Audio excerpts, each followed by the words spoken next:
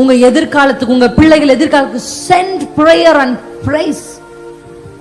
நீங்க பிரைஸ் அனுப்பினீங்கன்னா அது உங்க பிள்ளைகளுக்கும் உங்க தலைமுறைக்கும் யுத்தத்தை செஞ்சு முடிக்கும். நீங்க பிரேயர் அனுப்புனீங்கன்னா அவங்களுக்கான வாசல் அது திறந்து வைக்கும். இப்போ உங்க பிள்ளை நல்ல பிள்ளையா இருக்கிறது போல தெரியும், ஆனா அந்த பிள்ளைய காலேஜ் சேர்க்கும் போது துஷ்டர்கள் அவங்க பக்கத்துல வந்து நிற்பாங்க. தேவையில்லாத ஃப்ரெண்ட்ஷிப் அவங்க கைகளுக்கு பக்கத்துல வரும். தேவையில்லாத எக்ஸ்போஷர்ஸ் அவங்களுக்கு நடக்கும். நான் தப்பா ஆயிடுவாங்கன்னு சொல்லல, எக்ஸ்போஸ் ஆகுறாங்க. நம்ம பிள்ளை நம்ம வீட்டுல இருக்கும் போது வேற, நம்ம பிள்ளைய போய் கொண்டு போய் வேற இடத்துல விடும் போது பலவிதமான காரியங்களுக்கு எக்ஸ்போஸ் ஆகுறாங்க.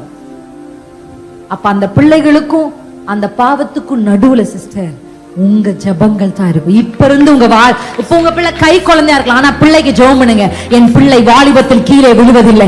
என் பிள்ளை எல்லாரும் செய்கிற பாவத்தை 2026 2030 எப்படி இருக்கும்னு தெரியாது. இப்ப உங்க பிள்ளை சின்ன பிள்ளை, ஆனா 2030 உங்க பிள்ளை வாலிபன். இப்பவே பாவத்தை மேற்கொள்ள முடியல, அப்ப எவ்வளவு பெரிய பாவங்கள் தலைவிரித்து ஆடும். 2030 என்ன நடக்கும்னு தெரியாது, ஆனா இப்ப நீங்க ஜெபிக்கிற ஜெபம் 2030 உங்க பிள்ளை வாலிபனாய் நிற்கும் பொழுது எவ்வளவு பெரிய பாவம் அவனை சூழ்ந்திருந்தாலும் பினேகாசை போல ஈட்டியை பிடித்து அவன் அதை ஜெயிக்கிற அனாயிட்டிங்க கர்த்தர் வேலை கொடுப்பார். நீங்க போக முடியாத இடத்துக்கு உங்க ஜெபம் போகும். நீங்க போக முடியாத, நுழைய முடியாத அந்தரங்க அறைகளுக்குள்ள உங்க துதி போகும். உங்க பிள்ளை உங்களுக்கு வேணா கதவு அடைக்கலாம், ஆனா அந்த ஜெபத்துக்கு கதவு அடைக்க முடியாது.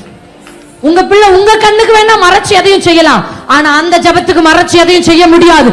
கர்த்தர் அதை கேட்டு, அந்த ஜெபத்தை கேட்டு யுத்தத்தை செய்வார்.